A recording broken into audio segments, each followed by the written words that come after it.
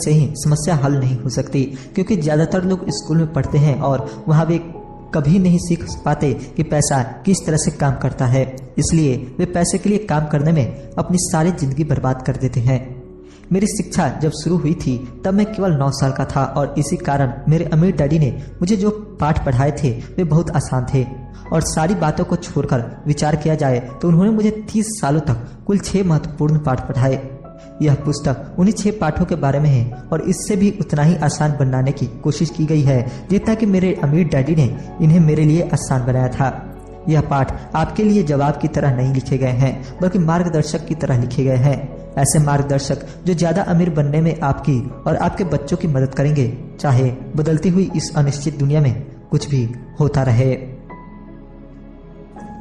अध्याय 2 सबक 1 अमीर लोग पैसे के लिए काम नहीं करते। डैडी, क्या आप मुझे बता सकते हैं कि अमीर कैसे बना जाए? यह सुनते ही मेरे डैडी ने अपना शाम का अखबार नीचे रख दिया। बेटे, तुम अमीर क्यों बनना चाहते हो? क्योंकि आज जिम्मी की मम्मी अपनी नई कैडिलक कार में आई और वे लोग पिकनिक पर अपने समुद्र तट वाले घर पर जा रहे थे। जिम्मी अपने साथ अपने 3 दोस्तों को ले गया, परंतु माइक और मुझे नहीं ले गया। उसने हमसे यह कहा कि वह हमें इसलिए नहीं ले जाएगा क्योंकि हम लोग गरीब बच्चे थे। उसने ऐसा कहा? डैडी ने अविश्वास से पूछा। हाँ, बिल्कुल ऐसा, मैंने दर्द भरी आवाज में कहा। डैडी ने अपना सिर हिलाया, नाक तक चश्मे को चढ़ाया और फिर अखबार पढ़ने लगे। मैं उनके जवाब का इंतजार करता रहा। यह 1956 की बात है। तब मैं 9 साल का था।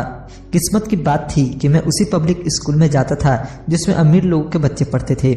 हम शुगर प्लांटेशन के कस्बे में रहते थे। प्लांटेशन के मैनेजर और कस्बे के बाकी अमीर लोग जैसे डॉक्टर, बिजनेसमैन और बैंकर अपने बच्चों को पहली क्लास से 6ठी क्लास तक इसी स्कूल में भेजते थे। 6ठी क्लास के बाद बच्चों को प्राइवेट स्कूलों में भेजा जाता था। अगर मेरा परिवार सड़क के दूसरे छोर पर रह रहा होता तो मुझे अलग तरह के स्कूल में भेजा जाता जहां मेरे जैसे परिवारों के बच्चे पढ़ते हैं। 6ठी क्लास के बाद इन बच्चों की तरह मैंने भी पब्लिक इंटरमीडिएट और हाई स्कूल किया होता, क्योंकि उन्हीं की तरह मेरे लिए भी प्राइवेट स्कूल में जाना संभव नहीं था। मेरे डैडी ने आखिर अखबार को रख दिया। मुझे पता था कि वे क्या सोच रहे थे। उन्होंने धीमे से शुरुआत की। अगर तुम अमीर बनना चाहते हो तो तुम्हें पैसे बनाना सीखना चाहिए। मैंने पूछा, मैं पैसे बनाना किस तरह सीख सकता हूं? अपने दिमाग के इस्तेमाल से, उन्होंने मुस्कुराते हुए कहा, जिसका असली मतलब यह था, बस मैं तुम्हें इतना ही बता सकता हूं या मैं इसका जवाब नहीं जानता, इसलिए मुझे तंग मत करो। एक साझेदारी हुई। अगली सुबह मैंने अपने सबसे अच्छे दोस्त माइक को अपने डैडी की बातें बताई। जहां तक मुझे याद है उस स्कूल में मैं और माइक ही 2 गरीब बच्चे थे। माइक भी मेरी ही तरह था, क्योंकि वह भी किस्मत की वजह से ही उस स्कूल में था। ऐसा लगता था जैसे किसी ने कस्बे में स्कूलों की सरहदें तय कर दी थी और इसी कारण हम लोग अमीर बच्चों के स्कूल में पढ़ रहे थे। सच कहा जाए तो हम लोग गरीब नहीं थे, परंतु हमें ऐसा लगता था क्योंकि बाकी सभी बच्चों के पास नए बेसबॉल ग्लव्स, नई साइकिलें और हर चीज नई होती थी। मम्मी और डैडी ने हमें जरूरत की सभी चीजें दी थी, जैसे खाना, घर, कपड़े, लेकिन इससे ज्यादा कुछ नहीं। मेरे डैडी कहा करते थे, अगर तुम्हें कोई चीज चाहिए तो उसके लिए काम करो। हमें बहुत सी चीजें चाहिए थी, लेकिन 9 साल के बच्चों के करने के लिए ज्यादा काम मौजूद नहीं थे। माइक ने पूछा, तो पैसा कमाने के लिए हमें क्या करना चाहिए? मैं नहीं जानता, मैंने कहा, लेकिन क्या तुम इस काम में मेरे पार्टनर बनना चाहते हो? वह राजी हो गया और उस शनिवार की सुबह माइक मेरा पहला बिजनेस पार्टनर बन गया। हम दोनों पूरी सुबह यही सोचते रहे कि पैसा किस तरह कमाया जाए। कभी कभार हम उन बेफिक्र बच्चों के बारे में बातें करते रहे जो जिम्मी के समुद्र तट वाले घर पर मजे कर रहे होंगे।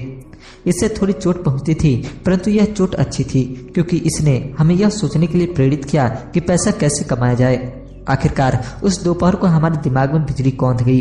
यह एक ऐसा विचार था जो माइक ने किसी विज्ञान की किताब में पढ़ा था। रोमांचित होकर हमने अपने हाथ मिलाए और पार्टनरशिप के पास अब एक बिजनेस था।